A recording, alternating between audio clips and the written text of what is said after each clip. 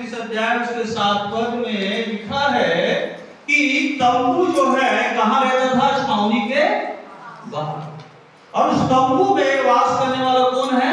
परमेश्वर। ठीक है। और जो कोई यहोवा को ढूंढता था वो अपने निवास से निकलकर उस तंबू के पास जाता था। उस छावनी से निकलकर वो तंबू के पास जाता था। किसको ढूंढता था? परमेश्वर को। हालेलुया। परमेश्वर को ढूंढने का मतलब होता है निकलना। जब तक मैं आप निकलेंगे कहां से? उस संसार की उस अभिलाषाओं से, पापों से, चिंताओं से, आंखों में दिखने वाली चीजों से जब तक निकलेंगे नहीं, इधर उधर की बातें हैं, जब तक निकलेंगे नहीं, निकलना। इसलिए प्रभु ने कहा तू जा, द्वार बंद कर, अपने कोठरी में जा, क्या कर? ढूंढ रहे हैं परमेश्वर से, क्या कर? प्रार्थना कर। मतलब निकल वहां से। हालेलुया। तंबू जो है परमेश्वर का वो छावनी के बीच में नहीं था, वो सबसे अलग था। तो परमेश्वर के भवन का मतलब यही होता है सबसे अलग। परमेश्वर के पास जाना है तो सबसे निकल के परमेश्वर के पास जाना है। हालेलुया। कभी तो लगेगा ना कि हम जा रहे हैं। हालेलुया। ठीक है। आपको भी लगता होगा ना कि हम आराधना जा रहे हैं। हालेलुया। ठीक है।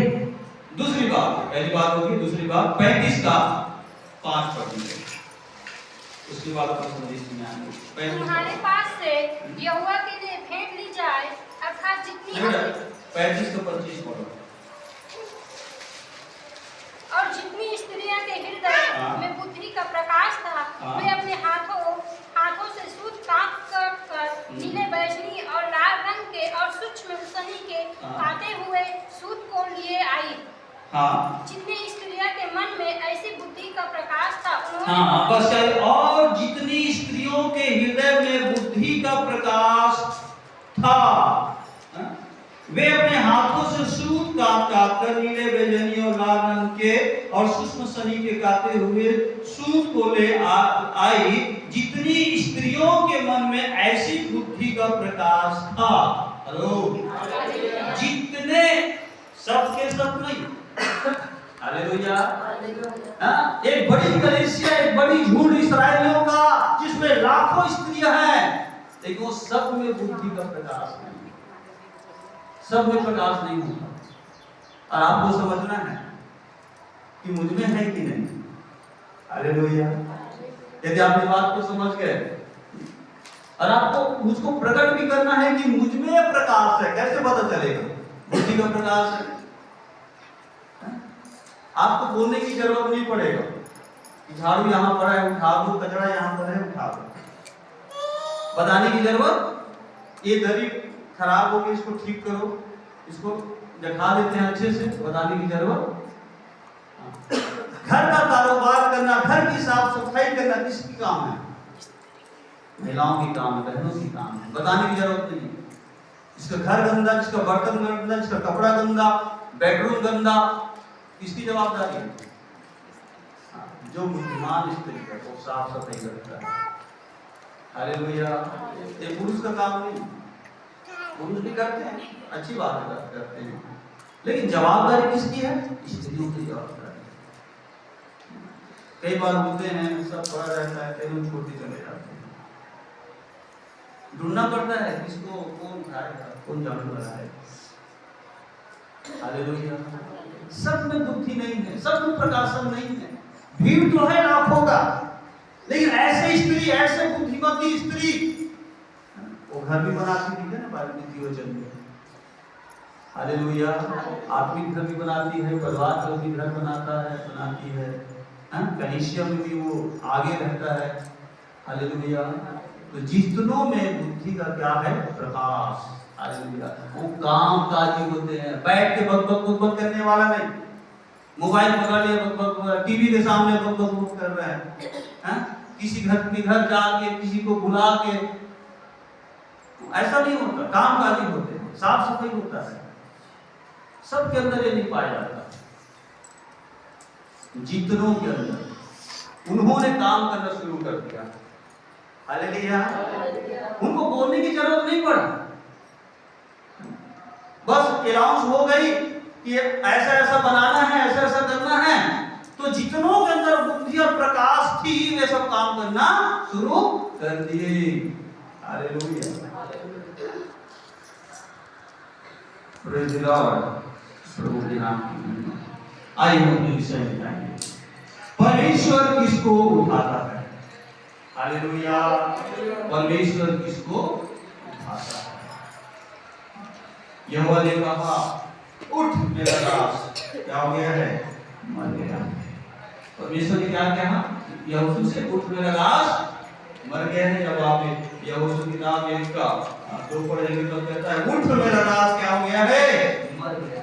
ये उठ कहने से पहले और उठाने से पहले जिन हालात और परिस्थितियों से होकर यहोशू गुजरा, हेलो, सुनना और पढ़ना आसान है, लेकिन यहोशू को उठाने से पहले यहोशू के जीवन को जब हम देखते हैं बारीकी से, तब परमेश्वर कहता है, हालेलुया, जो खुदा के चरणों में बैठना जानता है, खुदा उसको उठाना जानता है। समझ में? जो खुदा के साथ चलना जानता है, खुदा उसको अपने साथ, अपनी प्रजा के साथ चलाना जानता है। हालेलुया, उठ मेरा दास मर गया। उठने का इसका अर्थ क्या है? निर्गमन की किताब 17 अध्याय उसका 10 पद फटाफट निकाल पड़े। 17 का 10।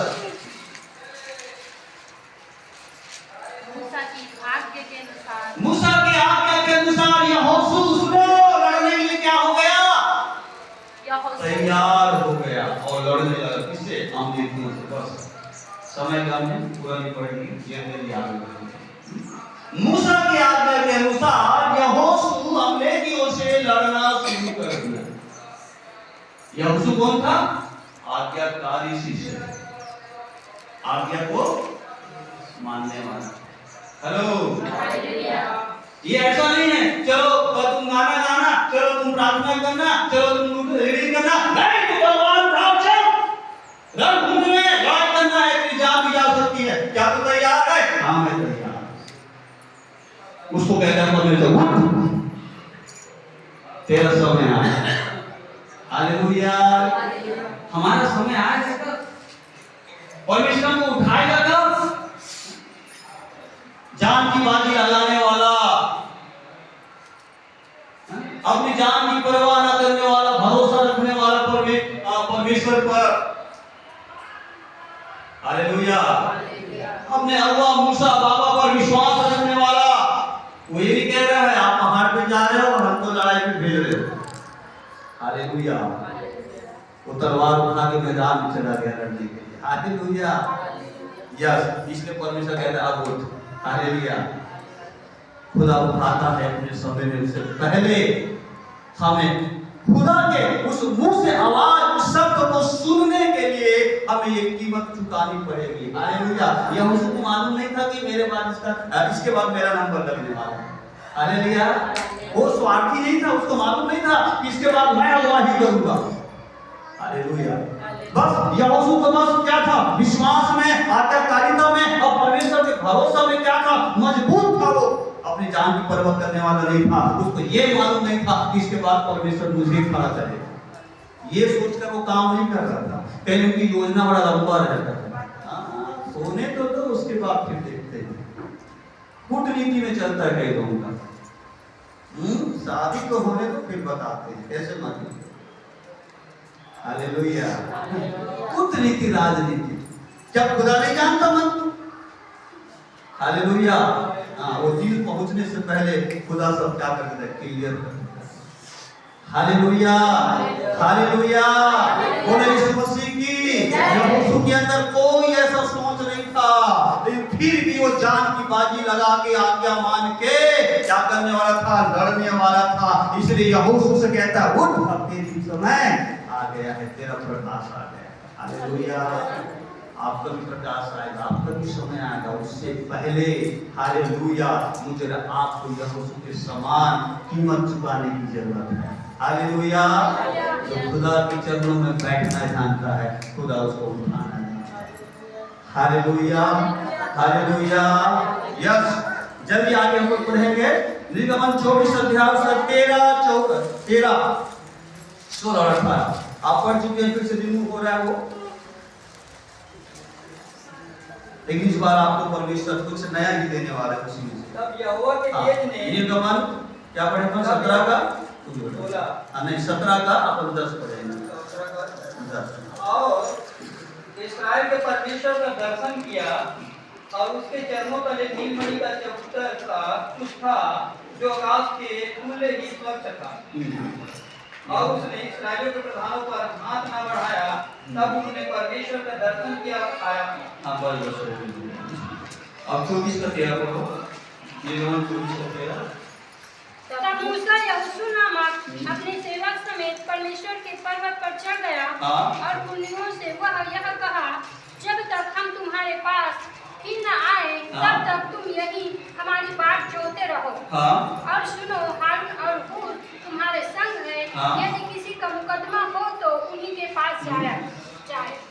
16 तब यहोवा के तेज ने सीनै पर्वत पर निवास किया और वह बादल उस पर 6 दिन तक छाया रहा। देखो सुनो पहले बात, 6 दिन ये ठीक है, और 6 मिला के 40 दिन 40 रात, ठीक है। पर बाबा मूसा यहोवा के साथ उस पर्वत में है, उनके साथ कौन है? यहोशू। मैंने आपको पिछले में बताया था 6 दिन, ठीक है। लेकिन आगे क्या है? 40 दिन। हालेलुया। दोनों एक साथ में पर्वत को बादल ने छा लिया, यहोवा का तेज दिखाई दिया इस्राएलियों को। उसके बाद उस बादल में प्रवेश होकर मूसा बाबा जो है पर्वत पे ऊपर चढ़ गया। परमेश्वर की उपस्थिति है। और कहने का मतलब क्या है? प्रभु यीशु मसीह यमुना याकूब और पतरस को साथ लेके जाता था, ठीक, साथ लेके उसको जा उसको आगे बढ़ता था और अगले दिन क्या करता था? प्रार्थना करता था। हालेलुया। साथ लेके चलना जरूरी है, साथ लेके जाना जरूरी है। उसके बाद लेकिन फिर साथ ही में जिंदगी नहीं चलेगा। पति पत्नी परिवार साथ ठीक है, लेकिन साथ से अलग होकर भी प्रार्थना की जरूरत है। संगति के प्रार्थना से अलग होकर भी प्रार्थना की जरूरत है। और यहाँ पर यहोशू साथ में गया, पर्वत पे चढ़ गए, लेकिन एक समय आया वो यहोशू से कहता है, अब तू बस यहीं रुक, मैं यहोवा के पास जा रहा हूँ। हालेलुया। इस्राएली नीचे में, यहोशू पर्वत में, और यहोशू से और आगे उस पर्वत की ऊंचाई में कौन है? बाबा मूसा परमेश्वर के साथ है। हालेलुया। इस्राएली वो 70 पुरानी जिन्होंने परमेश्वर का दर्शन पाया, खाया पिया, और नीचे में इंतजार कर रहा है, और पहाड़ पे यहोशू इंतजार कर रहा है, और मूसा बाबा परमेश्वर के पास बैठा है। हालेलुया। अब सोचो, ये यहोशू अकेला है, 40 दिन 40 रात, और इधर तो इस्राएली है परिवार 20 बच्चे के साथ, और 40 दिन 40 रात इंतजार कर रहा है। 70 पुरुष जो खाए पिए परमेश्वर का दर्शन पाने आए, पूरा भीड़ के साथ है वो, लेकिन वो 40 दिन 40 रात इंतजार नहीं कर पाए। लेकिन यहोशू 40 दिन 40 रात अकेले बैठ के पर्वत में, हालेलुया। बाबा मूसा आगे चला गया है, वो बीच में रह गया है। नीचे क्या है? इस्राएली है, वहां ऊपर क्या है? बाबा मूसा है, बीच में यहोशू है। अंधकार छाया हुआ है, बादल छाया हुआ है। उस हालात में भी यहोशू विश्वास के साथ आज्ञा मान के अकेले छोड़ के नहीं आया अपने आप को, मैं भाग रहे भैया कब तक यहाँ पड़ा रहूंगा, जानवर खा जाएगा, पता नहीं क्या होगा, आएगा नहीं आएगा। नहीं, वही 40 दिन 40 रात बाबा मूसा ऊपर है, वो बीच में है, वो इंतजार करता रहा। हालेलुया। यस, प्रभु इसको देखा। हालेलुया। प्रभु देखता है। हालेलुया। तब कहता है उठ, हालेलुया, तेरा समय आ गया। खुदा के चरणों में जो बैठना जानता है, खुदा उसको समय आने पर उठाना जानता है। हालेलुया। यस, जो आज्ञा मानना जानता है, खुदा उसको अपने साथ चलाना जानता है। हालेलुया। एक समय आया, यहोशू जो आज्ञा देता था ना, सारे इस्राएली उसको मानते थे। हालेलुया। वो मूसा के समान उसका भय मानने लगे, और एक आज्ञा यहोशू दे दिया, उस आज्ञा को मानते थे। और ऐसे आज्ञा दिया, ऐ सूर्य, ऐ चांद, रुक जा वहीं पर। हालेलुया। तो सूर्य को थमा देने वाला यहोशू, क्यों? क्योंकि वो आज्ञा माना था, इसलिए आज्ञा दिया उन्होंने। 40 दिन 40 रात अकेले पहाड़ चढ़े ना, तो छोटी मोटी बात है क्या? हालेलुया। बैठ के प्रार्थना करना। हालेलुया। इसको कहते हैं विश्वास योग्यता, इसको कहते हैं आज्ञाकारिता। हालेलुया। सब कहता है उठ, अब तेरा समय आ गया है। हालेलुया। हम बैठेंगे खुदा के चरणों में, हम मानेंगे आज्ञा को। एक दिन खुदा कहेगा हालेलुया, एक दिन खुदा कहेगा उठ, तेरा समय आ गया है। हालेलुया। यस, आगे बढ़ेंगे, ठीक है। निर्गमन 33:11 पढ़ेंगे।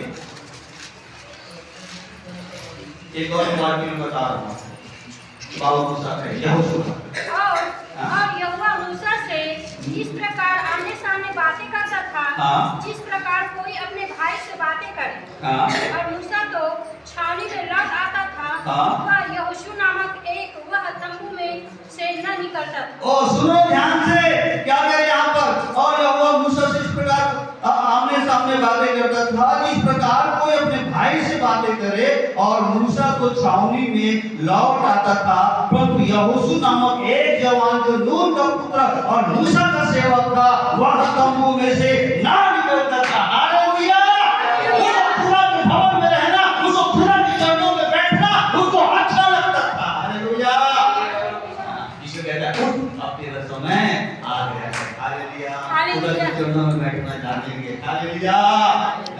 खुदा के भवन में बैठना जानेंगे। उसको खुदा का भवन, खुदा की वो क्या तंबू फ्री लगता था, उसकी उपस्थिति में वो वास करता था। हेलो, हमें तो नहीं पता होता कब टाइम हो, कब यहाँ से जल्दी भागे। कहीं को बाहर में अच्छा लगता है, बाहर में हंसी मजाक इधर उधर गपशप मारते हैं। आप लोग नहीं बोल रहे वाले बोल, हमारे यहाँ वाले नहीं करते।